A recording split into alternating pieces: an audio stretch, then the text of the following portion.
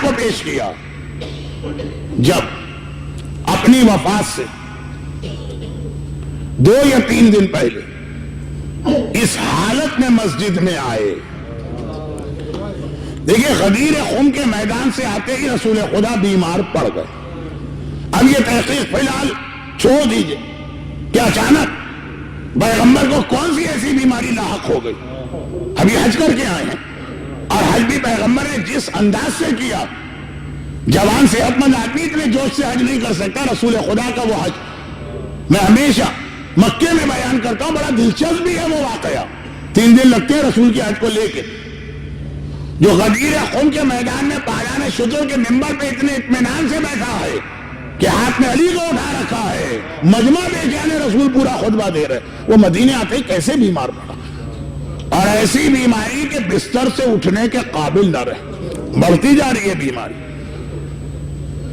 سفر کا مہینہ شروع ہو گیا, پیغمبر کے بخار اور بیماری میں اضافہ ہو گئے, یہاں تک کہ وہ مدینے والے جو صبح و شام پیغمبر کے چہرے کی زیارت کے عادی تھے, اور صبح و شام بھی میں غلط کہہ گیا, ہر نماز کے وقت مسجد میں آ کے زیارت کرتے, ایک دم زیارت رسول خدا سے محروم ہو گئے.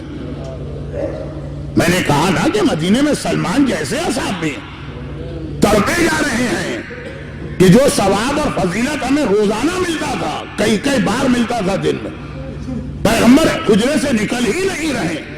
ایک دم مدینے میں اعلان ہو گئے, مدینے والوں رسول خدا نے یہ اعلان کروایا کہ سارا مدینہ مسجد میں آ جائے. آج میں ان سے ایک مختصر خطاب کرنے والا ہوں. پیغمبر کا خطاب بھی اپنی جگہ ہے, لیکن اگر پیغمبر صرف اتنا بھی کہتے کہ آج میں 1 منٹ کے لیے اپنی جھلک دکھانے آیا ہوں, تب بھی سارا مدینہ دوڑ کے آ جاتا. تاریخ یہ کہتی ہے کہ مدینے میں رسول کی زندگی میں اتنا مجمع کبھی نہ ہوا, ساری مسجد بھر گئی. 2 مہینے سے پیغمبر کی زیارت سے محروم. اور جب پیغمبر کو حجرے میں اطلاع ملی کہ سب آنے والے آ گئے, تو پیغمبر اپنے حجرے سے باہر تشریف لائے. بدن میں اتنی طاقت نہیں ہے کہ خود سے چل سکتے. ایک طرف سے مولا علی نے پیغمبر کے کندھے کو سہارا دیا ہے, دوسری جانب سے پیغمبر کے چچا بنو عباس کے جد امجد عباس نے سہارا دیا. میں نے کہا نا, حج اور غدیر میں پیغمبر کے جسم کی دنیاوی طاقت دیکھیے, اور صرف 2 مہینے میں پیغمبر کی یہ کمزوری اور ناطاقتی دیکھیے. کچھ تو ہوگا, لیکن خیر. اور یہ چند قدم کا فاصلہ, منبر رسول دیکھیے گا جا کے مدینے کی مسجد, اچھا آدھے سے زیادہ مجمع تو دیکھے ہوئے, اور حجرہ رسول کا دروازہ, چند قدم کا فاصلہ, شاید اس منبر سے یہ پلر تک کا, وہ طے کرنے میں پتہ نہیں پیغمبر کو شاید آدھا گھنٹہ لگ گیا, چلا ہی نہیں جا رہا. دونوں جانب سے سہارا دیا, پھر بھی پیغمبر سے نہیں چلا جا رہا. پیغمبر مشکل سے منبر کے قریب پہنچے اور بڑی مشکل سے منبر پہ جا کے بیٹھے اور کہا کہ اے مسلمانوں, میرا اصل موضوع 1432 ہجری کا ذہن میں رکھ کے بات سنیے گا. کہا کہ اے مسلمانوں, اب بہت جلد وہ وقت آ رہا ہے کہ میں رفیق اعلیٰ اپنے پروردگار کی بارگاہ میں جانے والا, اور میں نہیں چاہتا ہوں کہ کسی کا کوئی حق میری گردن پر ہو اور وہ قیامت میں مجھ سے پوچھے. اللہ اللہ, اس سے بڑھ کر رسول قبر و قیامت کی اہمیت کیا بتائیں گے؟ شفیع المذنبین ہے, قیامت میں تو صرف رسول خدا کی بادشاہت چلے گی. کہہ رہے لیکن کوئی وہاں مجھ سے حق نہ مانگے, میں اس لیے تمہارے درمیان آیا ہوں کہ اگر کسی کو زندگی میں میری ذات سے کبھی کوئی تکلیف پہنچے, ذاتی تکلیف, تو وہ آ کے اپنا حق یہیں پہ مانگ لے, قیامت میں مجھ سے سوال نہ کرے. اس سے بڑھ کر قیامت کی سختیاں پیغمبر کیسے بتائیں؟ اب سارا مجمع پھوٹ پھوٹ کے رونے لگا. 2 جملے آپ نے سنے, نہ آج مسجد النبوی میں آپ بیٹھے نہ رسول خدا کی زیارت کر رہے, تو آپ کی حالت یہ ہے کہ آپ کے گریے کی آواز میرے کان میں آ رہی. اس وقت کی مسجد میں لوگوں کی کیا حالت ہوئی ہو. جب سے پیغمبر مسجد میں آئے تھے, بعض لوگ اسی وقت سے رو رہے تھے. جائیے کبھی کربلا میں, آپ ابھی وہ گنبد ہی نظر آیا اور آنکھوں میں آنسو آ جاتے ہیں، لوگ رو رہے ہیں رسول کو دیکھ کے۔ اور جب پیغمبر نے یہ جملہ ارشاد فرمایا، اب جو گریے میں اضافہ ہوا، مسجد میں کوہرام بپا ہوا، لوگ پلر اور دیواروں سے سر ٹکرانے لگے۔ یا رسول اللہ آپ کیسی بات کرتے ہیں؟ آپ نے تو ہمیں جینا سکھایا، آپ تو رحمت بن کے اپنے ساتھ برکتیں لائے، آپ سے کبھی کسی کے حق میں کوتاہی ہو ہی نہیں سکتی، مگر خالی زبان سے نہیں کہہ رہے، دل میں بھی یقین ہے۔ مگر ایک آواز آ گئی، یا رسول اللہ میں خود سے کبھی نہ کہتا، آپ نے 3 بار کہا جس کو مجھ سے حق لینا ہے لے لے، حق لے لے، حق لے لے، اس لیے ہمت کر کے کھڑا ہو۔ سارا مجمع چونکا، کون ہے یہ آدمی؟ سب دیکھ رہے ہیں۔ اس نے کہا یا رسول خدا، ایک جنگ کے درمیان مال غنیمت کو زیادہ جمع ہو گیا، ہر مسلمان گھبرا کے دیکھنے آ رہا تھا کتنا مال غنیمت، بڑا مجمع ہو گیا، لگ رہا تھا کچھ لوگ مجمع میں دب جائیں گے یا گر پڑیں گے مال غنیمت پر۔ آپ کے ہاتھ میں کوڑا تھا، آپ کوڑے کو ہلا کے کہنے لگے دور چلے جاؤ، ہٹ جاؤ، یہاں قریب کوئی نہ۔ آپ کا کوڑا میری کمر سے ٹکرا گیا، میں کچھ نہ کہتا، اتنے سال گزر گئے، میں نے آج تو کچھ نہ کہا، خود آپ نے 3 مرتبہ یہ بات کہی۔ پیغمبر نے فرمایا اچھا میرا کوڑا تیرے بدن سے ٹکرایا، اپنا حق لے لے۔ کہا یا رسول اللہ میں آ رہا ہوں حق لے لے۔ قریب آئے، مسجد میں تو رسول کوڑا لے کے نہیں آتے، حسن و حسین کو جو ساتھ میں کھڑے، بیٹا میرے حجرے میں جاؤ اور جو میرا کوڑا ہے وہ لے کر آؤ، یہی کوڑا اس کے لگا ہوگا وہ لے کر آؤ۔ حسن حسین دوڑے دوڑے گئے، کوڑا لے کے آ گئے۔ نانا یہ ہے کوڑا، پیغمبر نے اس کے ہاتھ میں دیا۔ اچھا یہ بتائیے اس وقت مسجد کی کیا حالت ہوگی؟ کیا لوگوں کے گریے کی بھی کیفیت ہوگی اور اس سے لوگ کہہ بھی رہے اے شخص تو کون ہے، تجھے پیغمبر کی ذات میں اتنا رحم نہیں آ رہا؟ پھر تو یہ بیمار بھی ہے، ضعیف بھی ہے، کمزور بھی ہے۔ اس نے رسول خدا کو دیکھا، یا رسول اللہ لوگ مجھ سے یہ بات کہہ رہے ہیں، اگر آپ کہیں میں واپس چلے جاؤ۔ پیغمبر نے کہا تم لوگ خاموش ہو جاؤ، قیامت میرا معاملہ، یہ وہاں حق مجھ سے لینے آ سکتا ہے، تم مت بولو، اس کو اس کا حق لینے دو۔ اب پیغمبر کا حکم آ گیا، سب خاموش۔ ایک ایک جملہ ہمیں عذاب قبر و عذاب قیامت یاد دلانے والا۔ پیغمبر کے قریب کھڑا ہے، کوڑا بھی ہاتھ میں آ گیا۔ پیغمبر نے کہا اپنا حق لے لے۔ کہا یا رسول اللہ حق تو پھر پورا لیا جاتا، جب میرے بدن پہ آپ نے کوڑا مارا تو میرے نچلے جسم کے اوپر تو احرام کی چادر کی طرح کی ایک چادر، اوپر کا بدن کھولا تھا، میرے ننگے بدن پہ آپ کا کوڑا لگا تھا اور آپ نے کرتا پہنا ہوا۔ پیغمبر نے کہا کوئی بات نہیں، کرتے کے بٹن کھولے، کرتے کو اس طرح سے اونچا کیا کہ پیچھے سے پیغمبر کی پشت نظر آنے لگی۔ مسجد کی عجیب حالت ہو گئی کیونکہ پیغمبر کا اب جو بدن نظر آیا، کمزوری کی وجہ سے گویا ہڈیاں ظاہر ہو رہی، اتنا کمزور رسول کھڑا نہیں ہو سکتا۔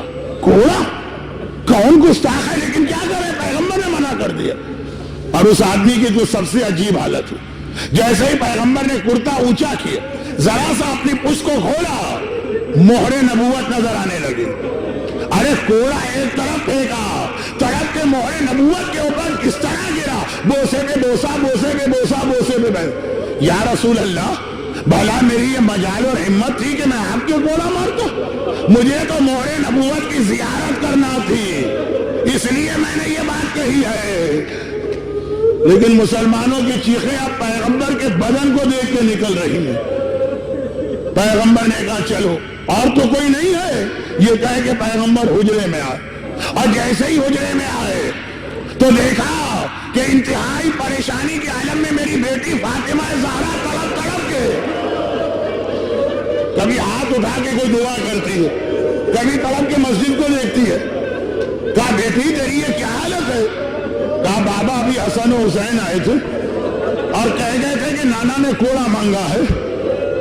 میں نے پوچھا کیوں؟ تو کہا کہ ایک مسلمان نانا کے کوڑا مارنا چاہتا ہے۔ بیٹی نے اپنے باپ کی حالت دیکھی ہے، عام مسلمان دیوار سے سر ٹکرا رہے ہیں، یہ تو فاطمہ جیسی بیٹی ہے، تڑپ کے کہا بابا ارے میں برداشت نہ کر سکی، میں نے حسن سے کہا تھا، میں نے حسین سے کہا تھا بیٹا حسین اپنے آپ کو آگے پیش کر دینا، کہنا میرے بدن پہ کوڑا مار لے، میرے نانا کے بدن پہ کوڑا نہ مار۔ بابا آپ کی سے؟ پیغمبر نے واقعہ سنایا. میں صرف ایک جملہ یہاں کہتا اور پھر بس آخری 2 جملے مصائب کے. شہزادی یقیناً بیٹی کو باپ سے بڑی محبت ہوتی ہے. آپ نے سنا بابا کے بدن پہ کوڑا پڑنے والا، یہ بھی معلوم ہے کہ ہلکا سا پڑے گا.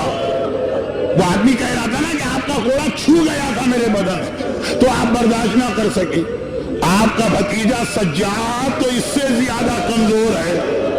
جب کوفہ و شام کے پورے راستے میں کوڑے کھاتے ہوئے جا رہا ہو. شہزادی رسول خدا تو پھر بھی ایک مرد ہے.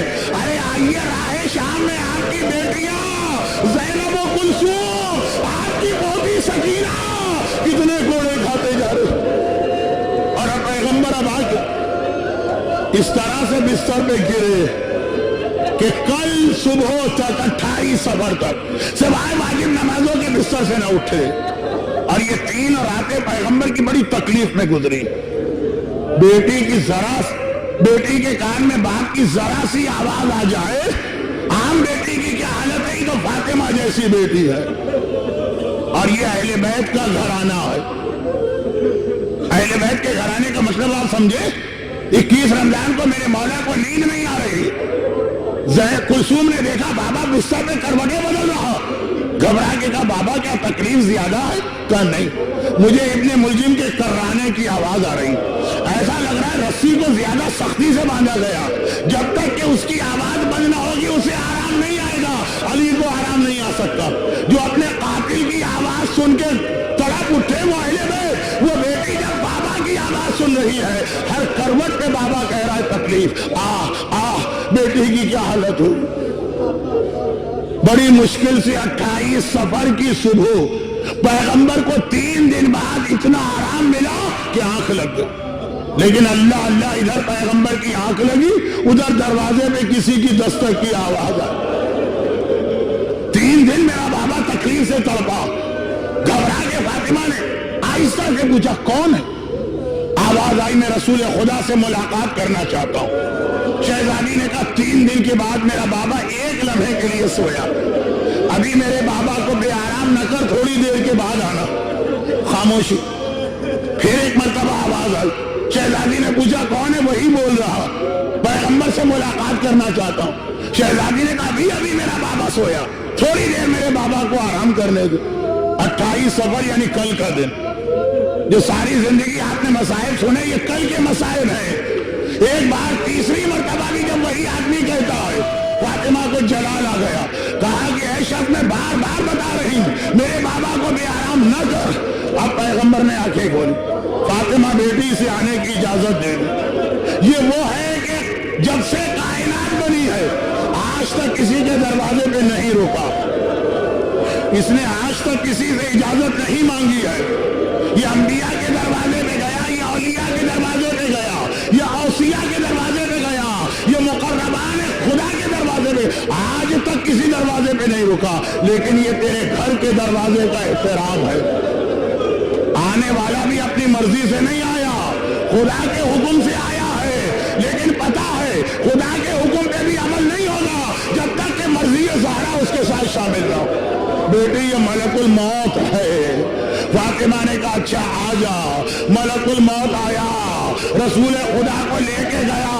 ایک بار بیٹی نے دونوں ہاتھوں سے سر پیٹا. آئے میرا بابا مارا گیا. ارے میں یتیم ہو گئی. آئے یتیمہ فاطمہ.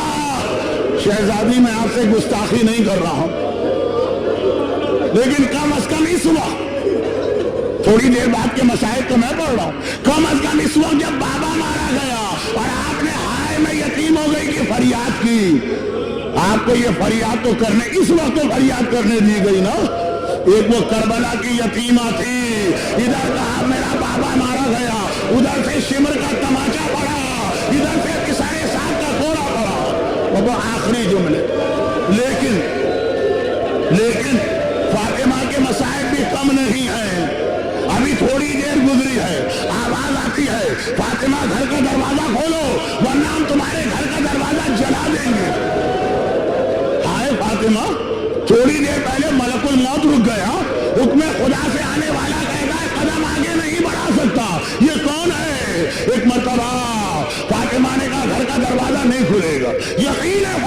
کو جب ملکل موت میری اجازت کے بغیر نہیں آ سکتا.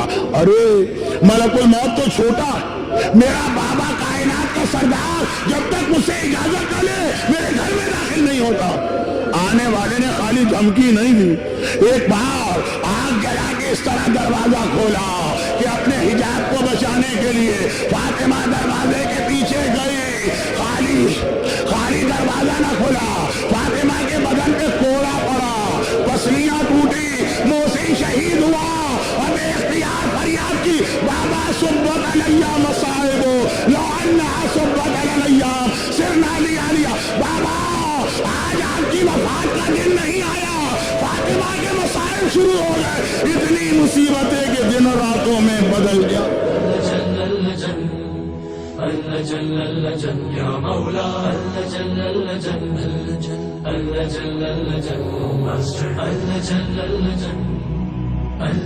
یا صاحب السماء